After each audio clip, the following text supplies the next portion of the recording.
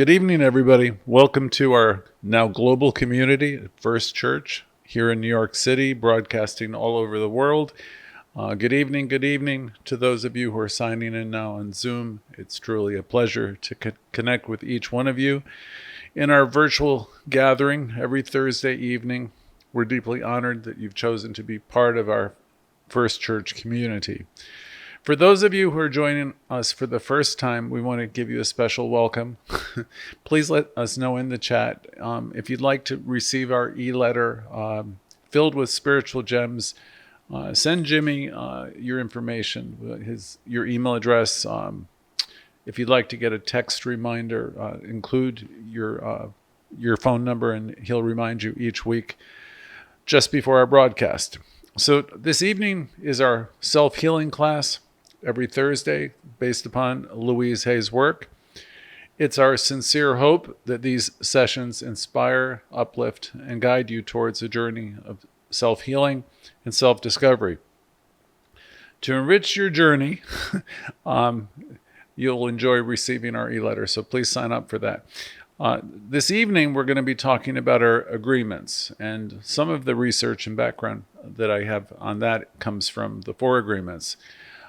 So it's a joy for me to come together and review these agreements with you. I want to explore them. I'm reminded of an old saying: even familiar roads can lead to unknown territories. So I contemplated this book again, and I went over my notes, spent some number of hours on them. And there's a lot to this particular book because there's a lot of work that I've done with it. Many of you, I know, revisit books that mean something to you, and this is one that I've gone back to many times. Personally, I find solace and enlightenment in all of these books that I read. My favorites, again, would be You Can Heal Your Life, which is Louise Hay's. And then I often refer to Emerson and his essays, Course in Miracles from time to time. This evening, as I was putting together the material, and yesterday, a song from Paul Simon came forward. It was the song The Sounds of Silence. And that ties into this lesson about the 4 agreements, because Simon starts out with this idea: hello, darkness, my old friend. And the Sounds of Silence is paralleled with Don Miguel Ruiz's perspective on humanity, meaning there's people that are awake and there's people who are not awake. And the masses, for the most part, are reacting to one another and to life itself. So the song and this particular book highlight how, despite our rapid advancement, how relatively few of us wake up and live consciously. Most people remain asleep. And that's been true not just of our generation, but of every generation. I remember so well years ago, people would say a few from every age will discover Emerson. Certainly there were people alive during the days of Emerson that understood what he was about, what his consciousness represented, but very few. And the same would be true now. Those of you who come together on this call, it's really wonderful to see such a large group of people coming together to consider this material. Because we exist in a world that's moving fast, as you know. There's a huge amount of noise rather than serenity operating in the world. Don Miguel Ruiz speaks of the Toltec wisdom, and he presents an idea, if I pronounce it properly, mitote.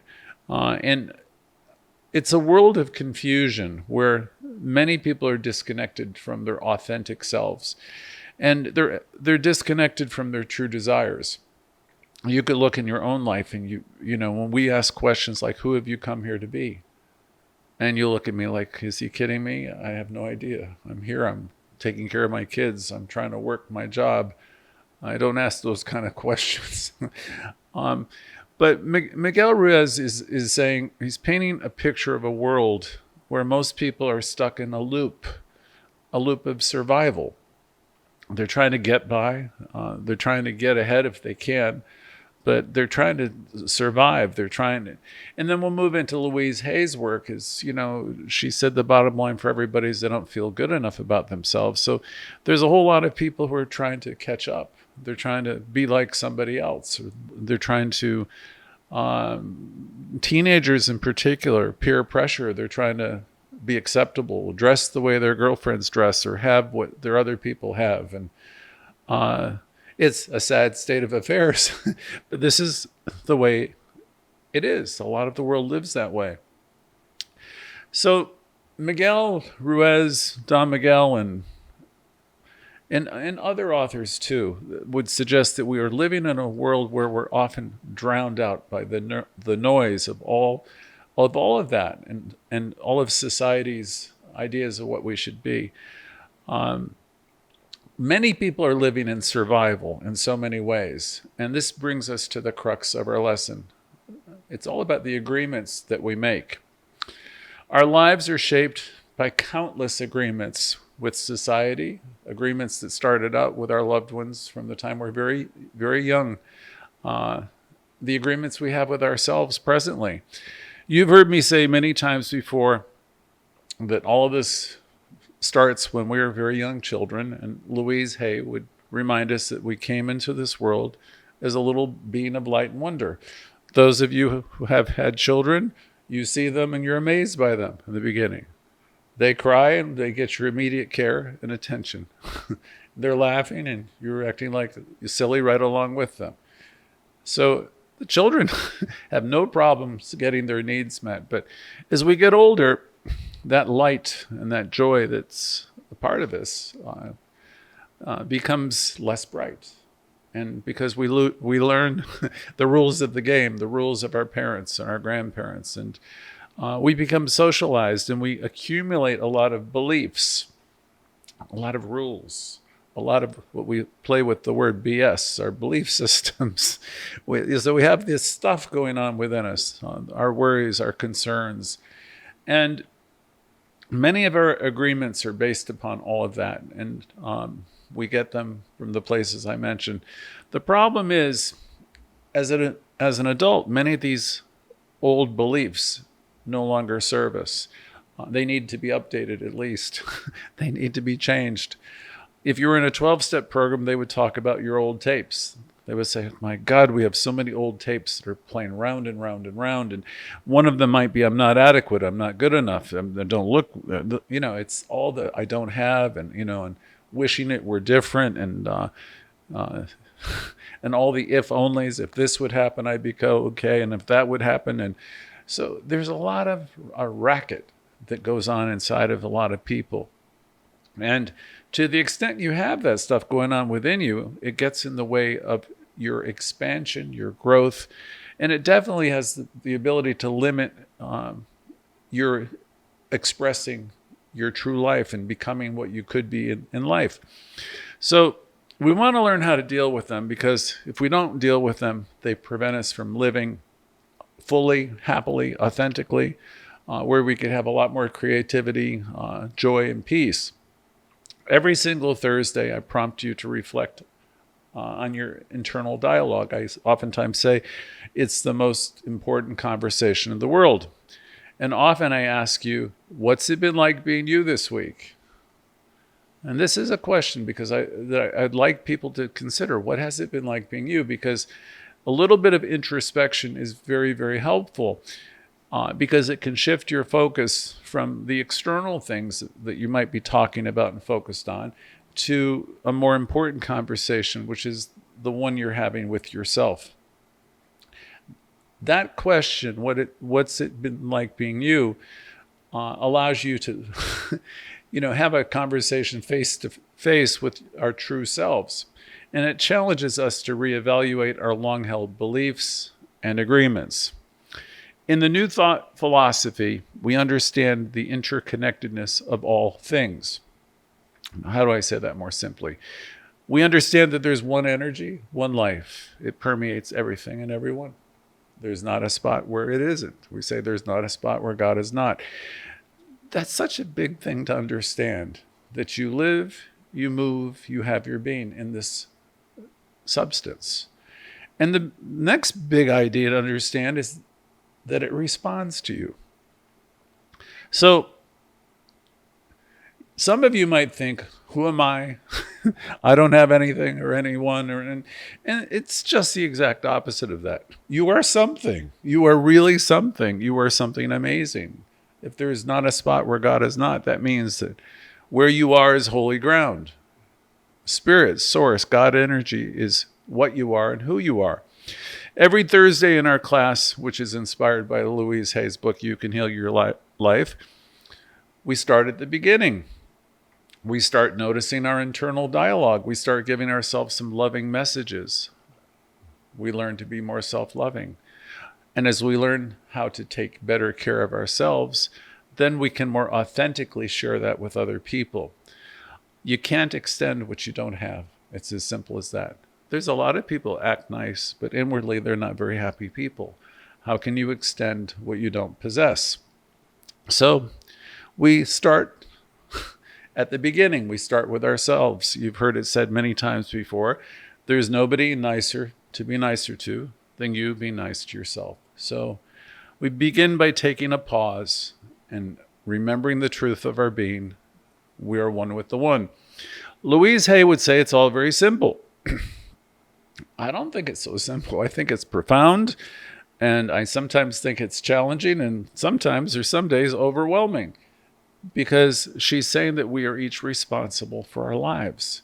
What Louise is saying, or when she's saying it's all very simple, she's suggesting at its heart lies a simple truth. Life is responding to you. The universe is always saying yes to you. Your wish is its command. It responds to you affirmatively. Your consciousness is reflected in your day-to-day living all the time. You're looking out every day at your own creations.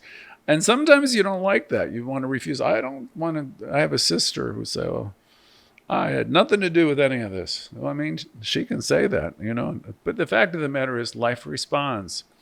So today I invite you to reflect on the agreements that you've made up till now. And ask the question, how's it working out being you? Are these agreements serving you? Are you happy, joyous, and free most of the time? Or are you in a cage of your own making?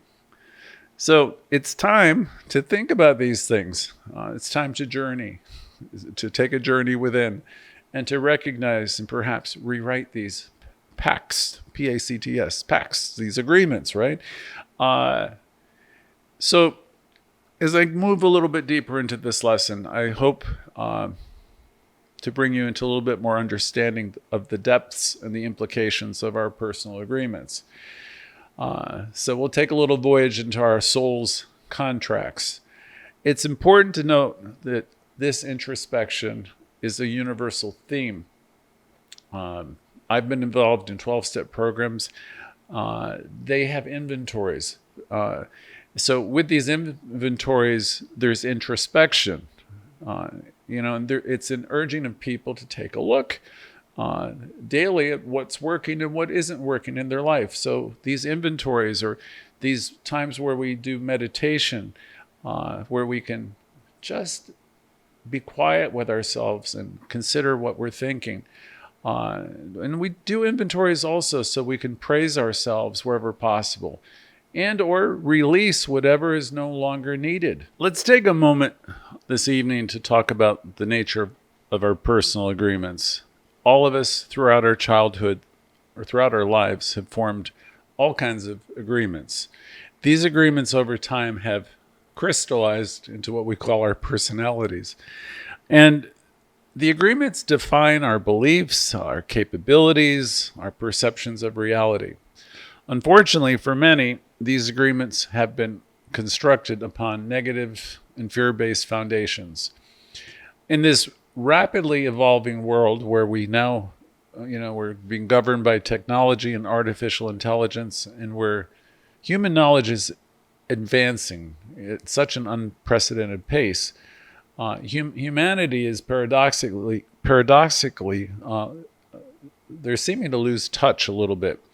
So all this external stuff that's going on in the world can be deafening, and it's essential to start to filter out the stuff that impacts us the most. You can be communing and contemplating ideas that are expansive. We can focus on oneness. We can focus on the things that bring us joy. We can focus on things that will educate us and lift ourselves up. We can do that if we really want to. Or you can take on all the other stuff. Recently, I walked down to Times Square, down near 42nd Street, and I looked around, and there's every type of corporation in the world that's on a huge billboards, neon signs. It's all alive.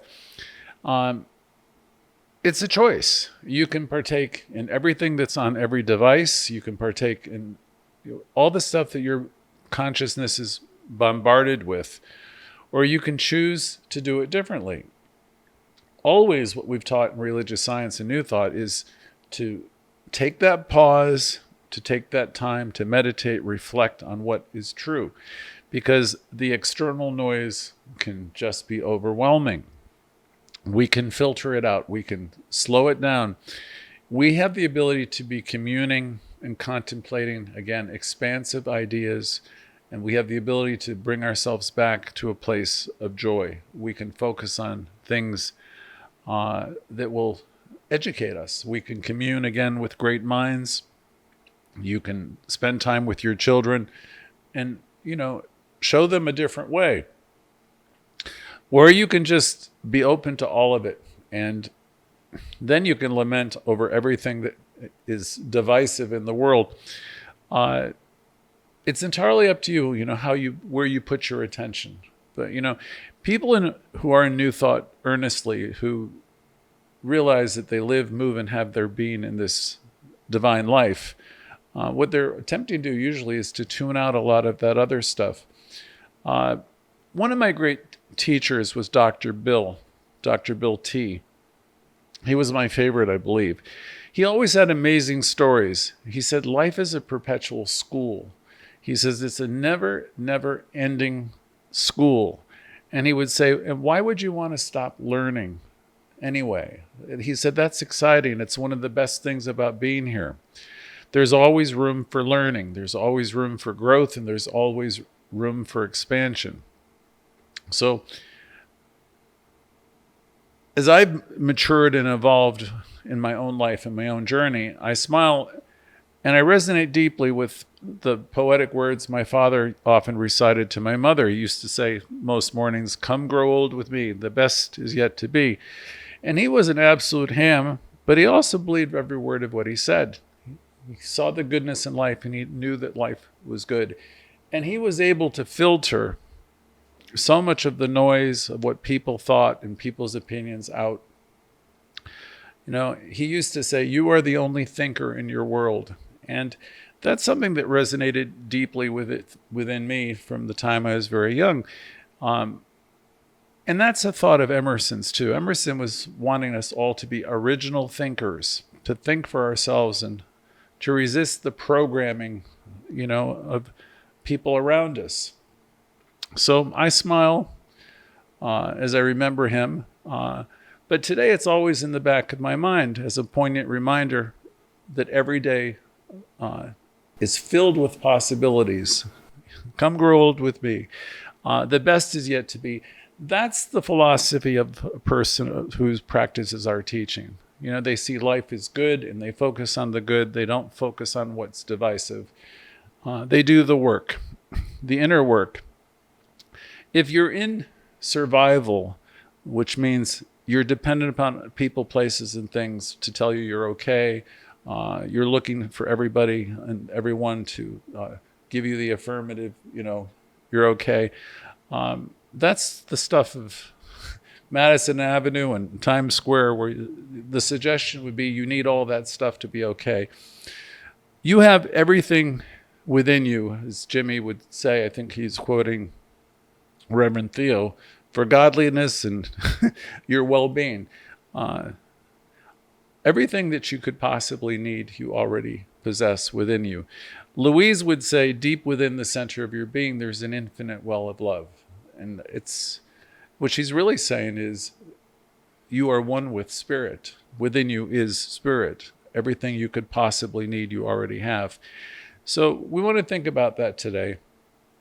Every day brims with possibilities, and you can declare it as good. You can be in a new moment, and you can see yourself as being supplied and supported at any moment. Yesterday ended last night, which would be Raymond Charles Barker's famous saying, and it's never too late to start your day over again. Ernest Holmes and other luminaries talked a lot about self-reflection. Everybody in the whole movement talked about self-reflection and introspection. And that's what I ask you to do every Thursday night when I ask you, what has it been like being you? Well, it's time for some self-reflection. It's time for you to form some new agreements. The statement, I believe, came from Ernest Holmes, which is, God in me, as me, is a profound statement of our divine nature. Again, God or spirit in me, as me, is me. It's a very profound statement, speaking the truth of who you are. Whether we frame this God idea or higher power as source or another term that resonates, the truth remains the same.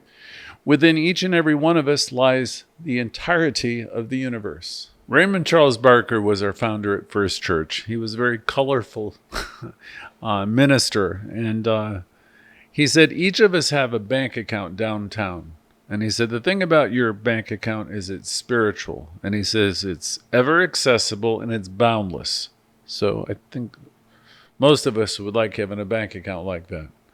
You could never deplete it. It's always there. So what he was trying to get people to see is that we have this infinite capacity to receive. And the universe is always saying yes to us. So that's a pretty good deal. All we have to do is, first of all, know that it exists. And we have to get out of the story of all these agreements that poor me and ain't it awful and my life is in the pits and it's over. And, people are, you hear them, I hear them, they're just stuck in the past. And, they don't have much confidence or faith in themselves or in the future or life itself. So Barker was trying to say to people that you have this infinite capacity to receive. This account has been established. It's been there for you since the day you were born. The thing is, you'll never be able to receive from it if your mind is closed. If you have all these agreements rattling around in your head that says, I can't have, I don't deserve, you don't understand me, you don't understand poor me, and ain't it awful, it's going to be very difficult for you to receive. Louise asked a question. You've heard me in other lessons. She depicted the ocean. She called it the ocean of life. And she would ask you, what are you approaching the ocean of life with? Is it like a little coffee cup? Is this what you think that you can receive? Is this it? Or can you imagine yourself being hooked up to every cell of your body, hooked up to the ocean where you can receive, where it can come to you and fill you up with every good thing? It's done unto you as you believe. So if you believe you deserve but a little, you get a little. If you do have a sense that you are valuable, and that's what we hope you are learning here in our self-healing classes, that you have value. You had value since the moment you drew your first breath. You are a miracle. You are an individualization of God life. And you are here to prosper. You're here to be creative. You're here to be whole. You're here to be healthy. And you have the power of the Creator, the indwelling Spirit. You are one with the One. And you can have it all as long as you are able to align yourself with what it is. So that ties into another aspect of this lesson. If you want to you have to want to improve. There's an old saying from 12-step programs, you got to want it. If you don't want to change, you don't want to improve, then you're going to stay doing the same old thing. Same song, different verse, a little bit louder and a little bit worse. Nothing's going to change unless you have the willingness to change. And you have to first have the idea that You deserve more. You deserve a whole life, a complete life, a life that's expressive and filled with joy. So that's where our work with Louise Hay always starts. Loving yourself, loving yourself. And the more you love yourself, you're going to have greater willingness to let go of these stories, the racket, the things that hide the love. Because the love is there deep at the center of your being, but it becomes obscured by the belief system, by the racket, by the agreements, that body of negativity, the old tapes. Your light cannot reflect in your world the way you want it to when you have all these constrictive threads, tapes, whatever way helps you envision it. You want to get that debris out of the way. I'm loving the fact one of my teachers years ago taught me divine principle, this thing we called God or good, is not bound by precedent. You might have failed 20 times before. Doesn't matter. You might have been in 5 marriages. Doesn't matter. You might have lost, and you might have lost some more, and it still doesn't matter because that was yesterday. Principle, divine principle, is not bound by precedent. You're in a new moment today, and in this new moment, you can do and you can achieve anything. You have, I have, we all have the power to change our story. We are, as Dr. Bill was so fond of saying to me in many classes, we are the authors of our own experience. And another dear friend said to me some years ago, and the final chapter has not yet been written. So for those of you in your advanced years, never, never, never criticize yourself because everything that's happened to you up until now has been there. It's been a part of your spiritual journey. And you have grown, I promise you. Everything I've been through, I've grown because of. And that's true for all of us. So I want everybody to recognize and realize that you have the power to redefine, rewrite, and reorient your entire life's journey, the entire trajectory. Even if it's been down in the dumps, you can only go one way from there. There is no limit. We used to say the sky's the limit, but that's not even true. No matter what is in front of you, you are always more than that. I had on a website, one of my first churches, the conditions in your life do not have consciousness. You have consciousness, meaning you're more than anything that's going on in your life right now. So you are meant to thrive and to succeed and to overcome anything that is in your way. The beauty of our teaching lies in the acknowledgement that life responds to us. So if it's spiraled down for you, or if it's spiraled downwards a few times, if you've been stuck in repetitive cycles, a new dawn can await you if you want it, right? So willingness is the key. You got to want it. I remember in my early days in a 12-step program, there's a little black book, and they read a proverb every day, and it was called The Salutation to the Dawn. And its instruction for each day was simply this: look to this day for its life, the very life of life. In its brief course lies everything. So I want to say to anyone on the call today in this self-healing classes, you have this. You got it. You have the power. You have the power to transform any situation because you're an inlet and outlet of God consciousness. So you have all the power in the world. You have what it takes. So willingness is the key. It'll open the door to everything that you want if you stay with it. If you have willingness and you stay the course, that means for us, tune in as often as you can. Learn how to do affirmative prayer. I can help you. We can help you. But invest that kind of time in yourself because you matter. And if you do, I can promise you your life will be filled with a deeper connection, more purpose, and you'll experience joy, peace, and happiness. We can also take a little bit of info from any 12-step program with their slogan, one day at a time. I mean, be grateful for what you take in each and every day. Be grateful for the improvements because you're going to have improvements. And for many of us, it's one moment at a time. There's a lot of us who've had days like this where we have to really work it, and just keep remembering that we are supplied and supported. And know that I am supplied and supported. And start assuming a virtue. If it's not readily there and apparent to you, act as if, and act as if you're whole and you're complete and you're loving and lovable. And assume that virtue until you start to see it manifest in your life. I love and always have loved the idea of being in a new moment. That's my book, if I ever write it. The whole challenge is to be in a new moment, free of everything, free of yesterday, free of this morning, free of everything that has ever come before. Knowing that this principle that we talk about, that we love, has no precedent. Knowing that life responds to you in each and every new moment. So even if you've been a mess this week and you've had a rough morning, you can have a new moment right now, and you can declare this moment as good and know that you are supplied and supported right now. So you don't have to wait till tomorrow. You can start your day over right now. So know with me that life is responding to you. The universe is saying yes to you all the time. These are the kind of agreements you want to be having with yourself. Agreements which would say, I'm whole, I'm complete, I'm wonderful, I am an inlet and outlet of God activity.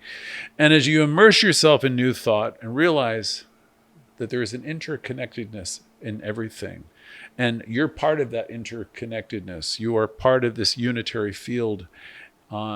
If you keep practicing that you are one with the one, you're going to start to witness transformation within you and a shift in your life. Ernest Holmes said that we have executive power. In other words, he was saying there's power within us. We're a part of the one power, and we can use it. That's the executive power he's talking about. You don't have to sit around waiting, wishing, and hoping. You can declare that you are supplied and supported, and you will be, if you believe it yourself. When you decide to harness this power that's within you, that's always been within you and always available in this universal bank account that Barker was talking about, when you decide to use this power and know that it's there, the universe responds in kind. Your wish is its command.